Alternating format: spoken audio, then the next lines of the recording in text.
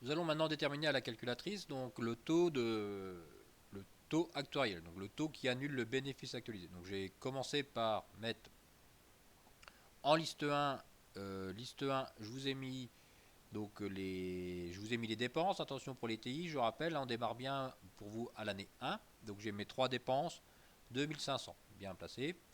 Et en liste 2, je vous ai mis les recettes. Donc là, j'ai mes 10 2500. Et en liste 3, j'ai fait liste 2 moins liste 1, j'ai mon bénéfice. Pour les Casio, bah vous embêtez pas, vous mettez tout ce que vous voyez sur votre schéma des flux financiers. Donc ça démarre bien. J'ai mes dépenses 13 000, j'ai mon 1500.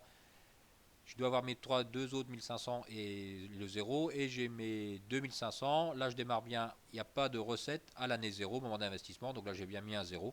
Et en liste 3, j'ai bien fait la liste 2 moins la liste 1. Alors, comment faire pour avoir directement le taux actuariel? Donc, menu, donc je me place, donc ça va être toujours le menu maths financière, menu maths financière,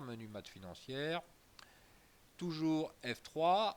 Maintenant, en liste, là c'est pas liste 1, mais ça va être la liste, pour nous, la liste numéro 3. Et on est en train de chercher le taux. Donc là, vous, normalement, vous n'avez pas forcément ça. Pour avoir le taux, que faites-vous? Ben, vous cliquez sur F2. F2 et ça vous donne votre taux. Donc vous allez avoir un taux de 9%. Le taux actuariel ou le taux actuariel va donc être de 9,53%. Pour les pour les Texas, bah c'est donc menu maths financière ici. Là, c'est le taux de rendement, donc ça va être 8. Donc taux de rendement interne. Vous mettez votre première dépense. Donc votre première dépense, c'est moins 13 000. Et vous mettez où est-ce que vous avez mis votre bénéfice. Donc moi, je l'ai mis dans L3, donc seconde L3. Et vous devez tomber sur 9,53. Pour les personnes qui ont des graves 25, donc qui sont les heureux titulaires de grave 25 et qui n'ont pas le menu maths financière, vous devez aller dans le menu solver, menu équation, après vous prenez votre solver, F3, et vous arrivez sur quelque chose comme ça. Donc maintenant, là, vous devez recopier l'équation. Donc 2500, donc là, il faudra faire bien attention aux parenthèses, multiplié par 1 moins parenthèse 1 plus donc x à la puissance 10.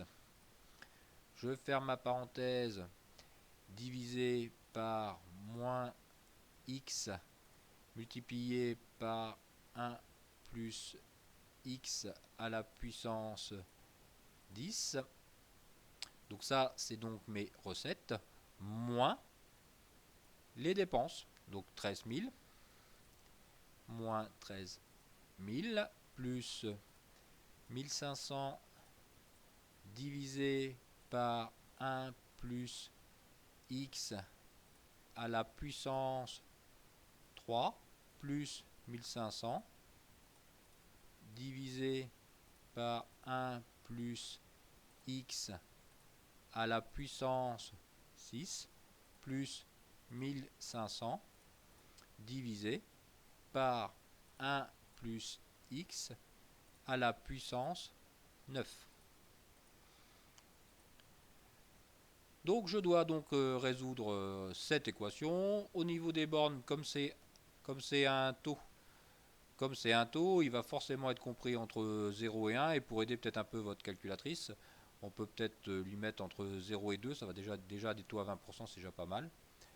Et donc vous faites solve et donc on retombe exactement sur la même valeur. Hein. Donc on est bien aussi sur du 9,54%.